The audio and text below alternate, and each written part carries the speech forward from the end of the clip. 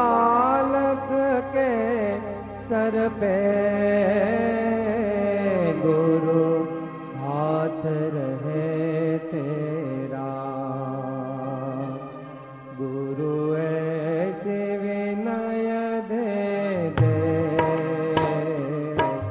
गुणगान करूं तेरा। इस बालक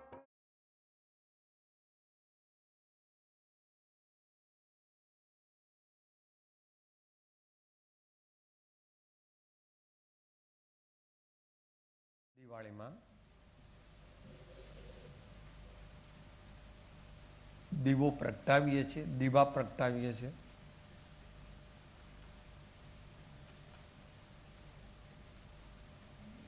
નવા જમાના પ્રમાણે હવે પેલા ઇલેક્ટ્રિક દીવા આવી ગયા, તો પણ હજુ અમદાવાદ આદિ શહેરોમાં તો એ કોડિયા ચાલે છે.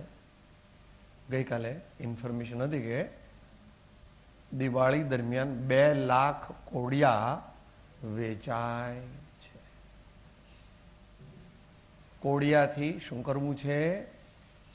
દીવો પ્રગટાવવો છે. દીવો પ્રગટાવીને શું કરવું છે? અંધકારને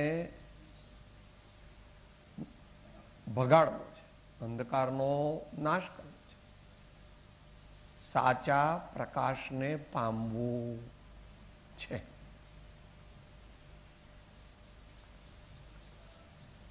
દિલમાં દેવો કરો રે દેવો કરો, દિલમાં દિલમાં દેવો કરો રે દેવો કરો.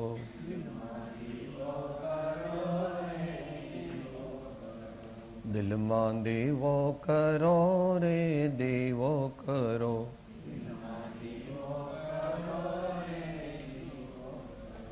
કોડા કામ ક્રોધ ને પરિહરો, કોડા કામ ક્રોધ ને પરિહરો, એ કોડા કામ ક્રોધ ને પરિહરો, કોડા કામ ક્રોધ ને પરિહરો. રે દિલમાં દેવો કરો રે દેવો કરો, દિલમાં દિલમાં દેવો કરો રે દેવો કરો, દિલમાં દેવો કરો રે દેવો કરો. અજ્ઞાનતિમિરાંધાનાં જ્ઞાનાન જનશલાકયા ચક્ષુરુન્મીલિतं યેન તસ્મૈ શ્રી ગુરવે નમઃ. પરમ ગુરવે નમઃ. પરમ્પરાચાર્ય ગુરવે નમઃ. ઓમ.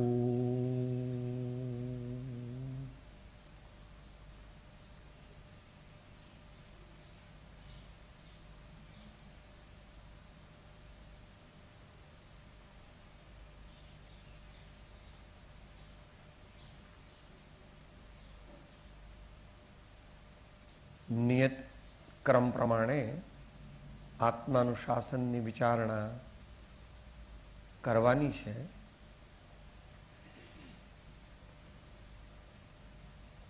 સૌને સમજણ પડે એવા શ્લોકો લેવા સમયની મર્યાદામાં. એટલે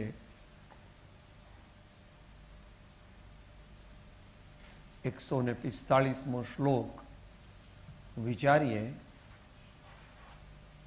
જે આત્માનુશાસનની પ્રત છે એમાં 85મું પાનું છે, પેજ નંબર 85.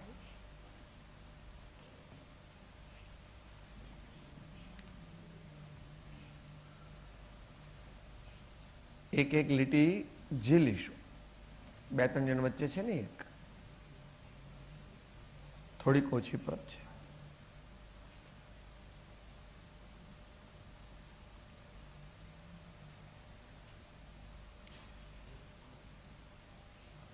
સાચા સુખની પ્રાપ્તિનો માર્ગ શું?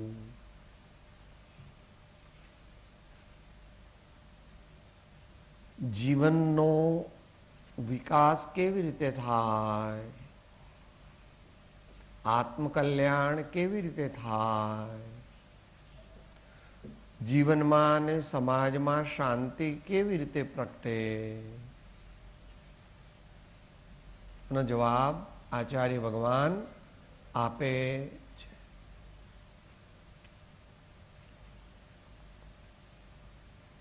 શ્લોક 45 ગુજરાતી પદ્યાનુવાદ. નહીં અન્ય હેતુ ઈચ્છતા ગુણ દોષ સત્ય પિછાણતા. નહીં અન્ય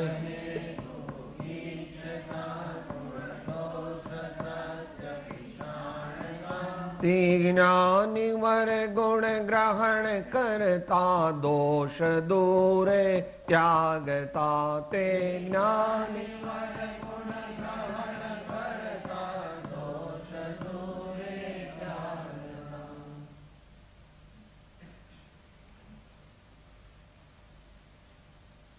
આપણે બધો પ્રયત્ન ઘણો પ્રકારનો કરીએ છીએ કે મને કલ્યાણ માર્ગની પ્રાપ્તિ થાય, મોક્ષ માર્ગની પ્રાપ્તિ થાય. ઘણા શાસ્ત્રો વાંચે છે, ઘણા વ્રતો લે છે. એ બધા શાસ્ત્રો વાંચીને, એ વ્રતો નિયમો ગ્રહણ કરીને આપણા જીવનમાંથી દોષ ગયા અને ગુણો પ્રગટ્યા. આપણી વાત નથી, એ તો જ્ઞાની વર એમ કે છે. આપણા જેવા તો વિષાત્મા નથી. જ્ઞાની ને વર જુઓ તો ભાઈ, બીજી લીટીનો બીજો શબ્દ. જ્ઞાની વર એટલે મુનિજનો અથવા મહાન જ્ઞાનીઓ.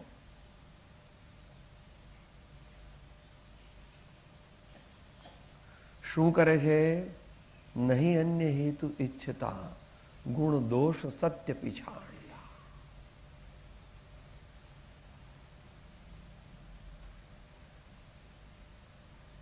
બીજી બધી વસ્તુ મનુષ્ય ભાવમાં ગૌણ કરવી જોઈએ. છે દીકરા છે, બંગલા છે, મોટર છે, સોનું છે, બીજું આ બધું છે, નોકરો છે, બધો વટ બહુ છે, બધું છે પણ એ પ્રત્યે લક્ષ્ય કરવો નહીં. બહુ એનું બહુ સ્મરણ કરવું નહીં અને એનું વિશેષ જતન પણ કરવું નહીં. 50 થાય એટલે વ્યવહારિક જ્યાં સુધી સંતતિને શિક્ષણ આપવું ને સંતતિને સંસ્કાર આપવો એ ગૃહસ્થ આશ્રમની ફરજ છે.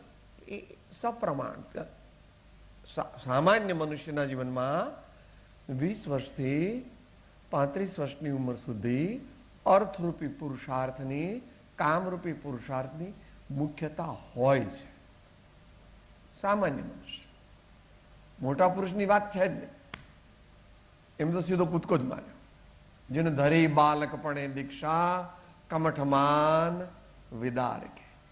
આપણે તો આપણી વાત કરીએ છીએ, આપણા જેવા સામાન્ય માણસો. વાહ! તો નહીં અન્ય હેતુ ઈચ્છતા.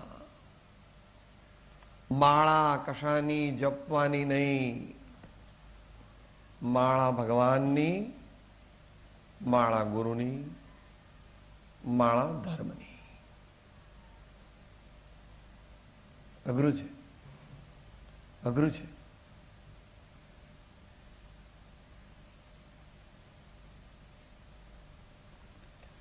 એ કળા કેળવવી પડશે. આપણે બધાએ તો ઓછી, જેને 50 થયા એને તો બહુ એ કળા બહુ.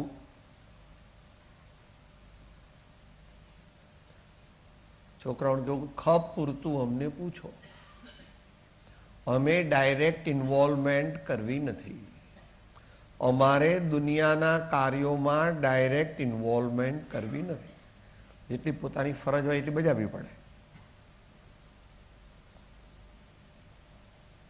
દીકરા દીકરીના લગ્ન થઈ ગયા, પતી ગયું. એ પહેલા પણ એમાં લાગ્યા જ રહેવું એવું નહીં. કેટલા ટકા? ધર્મ, અર્થ, કામ ને મોક્ષ. તું કામ ને અર્થને જ સ્થિતિમાં હોય સેવવાની તો પણ કેટલા ટકા? 50%. કહ્યું તો આખો દાડો બાબલાનો જ વિચાર કરો, આખો દાડો રસોઈનો જ વિચાર કરો, આખો દાડો કપડાનો જ વિચાર કરો. એવું ખોટું માં તારી વાત ખોટી છે. હું તો કેટલું સેલ્સ થયું ને કેટલો પ્રોફિટ થયો ને કેટલો મારે એક્સપાન્શન કરવાનું ને એ બધું આખો દિવસે જ ખોટું છે. 8 કલાક તમારી ગવર્મેન્ટ એવું કહે છે, પછી સામે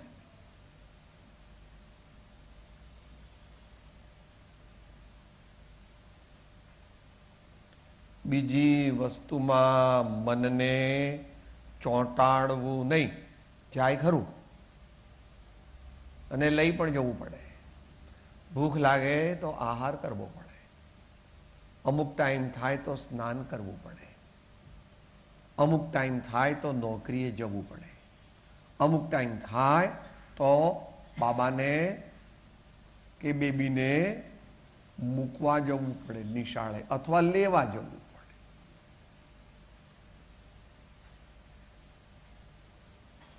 પણ રસ્તામાં એનો જાપ જપવાની જરૂર નથી. ડ્રાઈવર મોટર ચલાવે છે, તું બાબાનો જાપ શા માટે જપે છે? તું ભગવાનનો જાપ જપ. એવી ટેવ પાડ. માતાઓ તો કે તમારે ઘરે તો બધા રસોઈ હોય પણ તોય અર્થ અને કામરૂપી પુરુષાર્થ પણ એનો ઉત્તમ છે. કર્મેશુરા તે ધર્મેશુરા. કે ભગવાન તો બુદ્ધુ હતા, એમને કઈ ખબર જ નહોતી કે એમના જેવા પિતા કોઈ નહોતા. સીતા જેવી માતા થવું આપણા માટે અઘરું નથી, અસંભવ છે. એટલી યોગ્યતા જ નથી. અને છતાં એક જ મિનિટમાં લવ કૃષ્ણ કહે છે બાય બાય ટાટા. વિચાર. તમને વાર્તા લાગતી હોય તો બીજા એવા જ્ઞાનીઓનો વિચાર કરો. વાર્તા નથી, હકીકત છે.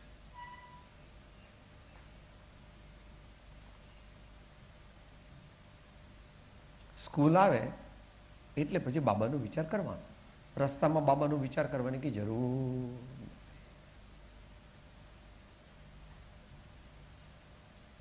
આપણે જે બોલીએ છીએ, વિચારીએ છીએ, એ માત્ર બોલવા માટે નથી. ઘડી ઘડી પલ પલ સદા પ્રભુ સુમિરન કો ચાવ, નર ભવ સફલો જો કરે દાન શીલ તપ ભાવ. ફરી ફરી વિચારવાનું છે. જે જાણ્યું તે આપણા પ્રયોગમાં મૂકતા નથી તો તે જાણેલું ભગવાન કહે છે એ ઉપકારી નથી. ઠીક છે. નહીં અન્ય હેતુ ઈચ્છતા ગુણ દોષ સત્ય પીછાણતા. મોટા પુરુષ એટલે સત્ય શબ્દ મૂક્યો છે. આપણે ગુણ દોષ પીછાણીએ છીએ, એ લોકો શું કરે છે? ગુણ દોષ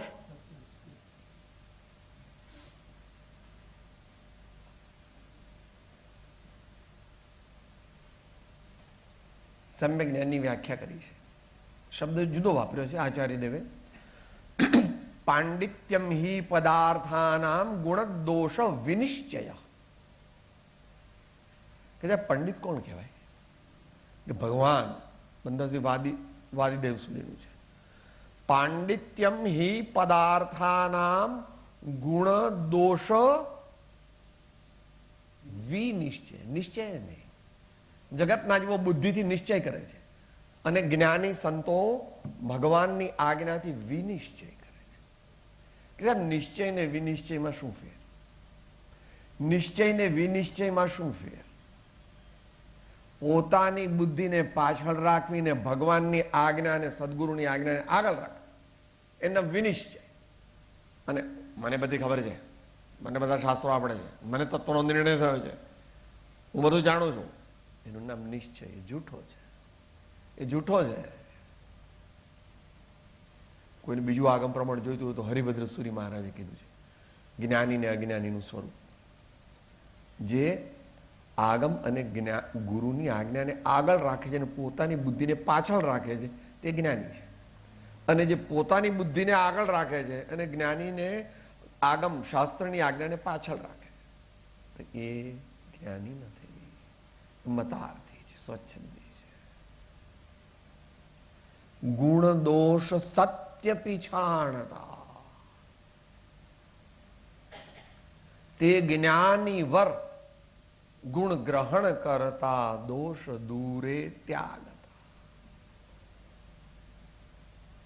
જરા અઘરું આવ્યું, થોડું અઘરું પણ હોય.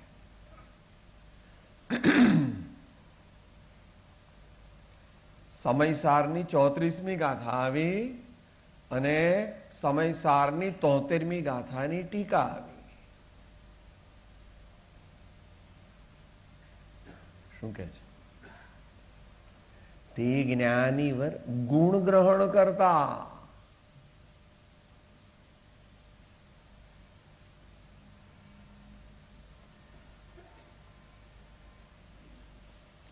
મને ખબર છે કે અહીંયા કીડીઓ છે પણ ચાલુ છે, એ તને ખબર શું છે? અહીંયા આટલી બધી કીડીઓ છે એ જાણવાનું એ હતું કે ત્યાંથી ન જતા આમ ફરીને જો.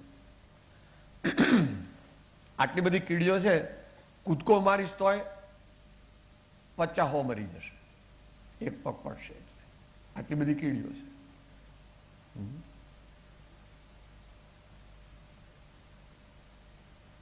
દહીં બહુ ખાટું છે, બહુ જ ખાટું છે, ન ખવાય. એમ જાણ્યું કે દહીં બહુ જ ખાટું છે, એ ખવાય નહીં. એ ખાઈએ તો માથું ચડી જાય, આમ્લ પિત્ત થાય, આરોગ્ય બગડે. વ્યવહારિક દાખલો છે.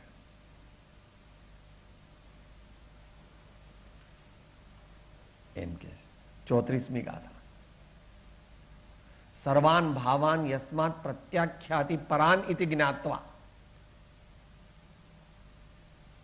પહેલા જ્ઞાનને મૂક્યું.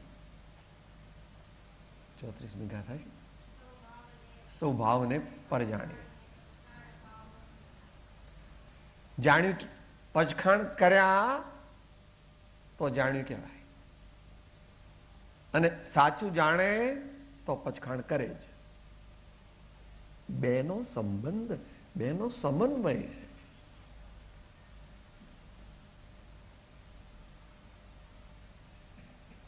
વ્યવહાર નિશ્ચયનો વિરોધ નથી પ્રભુ, વ્યવહાર નિશ્ચયનો વિરોધ નથી.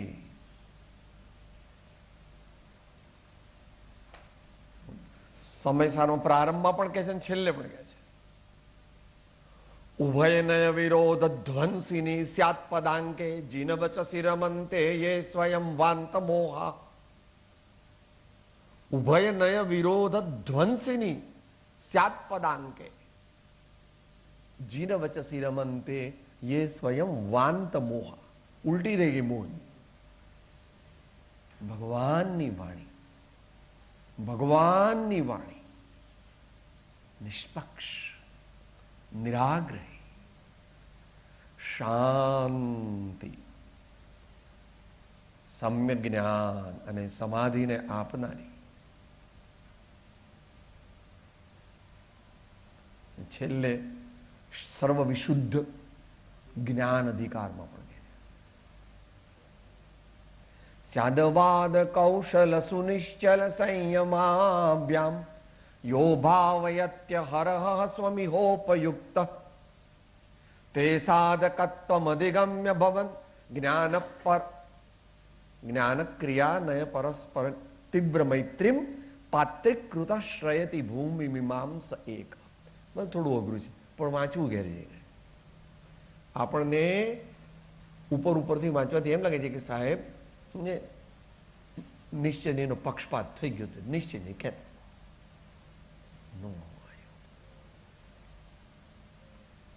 નિશ્ચય નહીંની મુખ્યતાથી વ્યાખ્યાન કર્યું. એમ જો નિશ્ચયનો પક્ષપાત હોય તો પક્ષપાતી જીવને આત્મજ્ઞાન થાય, પક્ષપાતી જીવને આત્મજ્ઞાન થાય. વચનામૃત શું કહે છે? કોઈ નહીં, જ્યાં દુભાતો નથી તેવા જ્ઞાનીના વચનને નમસ્કાર કરીએ. આપણે એમ કે સાહેબ મને બહુ જ્ઞાન થયું. તે જ્ઞાની વર ગુણ ગ્રહણ કરતા દોષ દૂરે ત્યાગતા.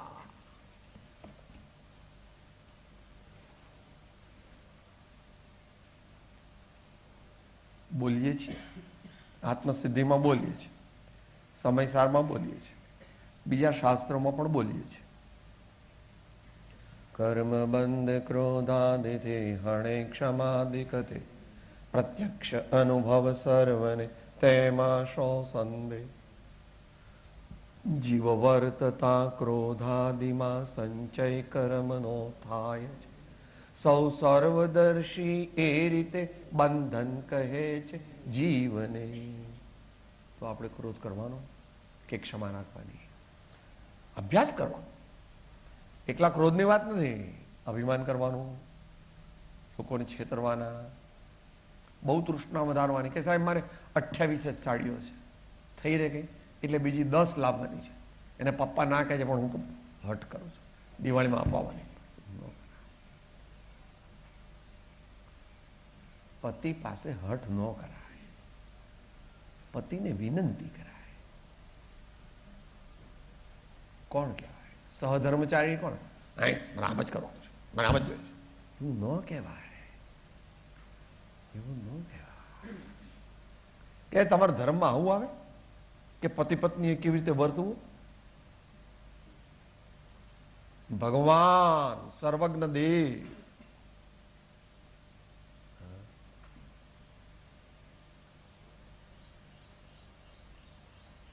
ત્રણ તીર્થંકર ભગવાનને 96,000 પત્નીઓ હતી. લો હાલ હું કેવું તારે અહીંયા મુમુક્ષુન કહેવાય, બહાર નો કેવું.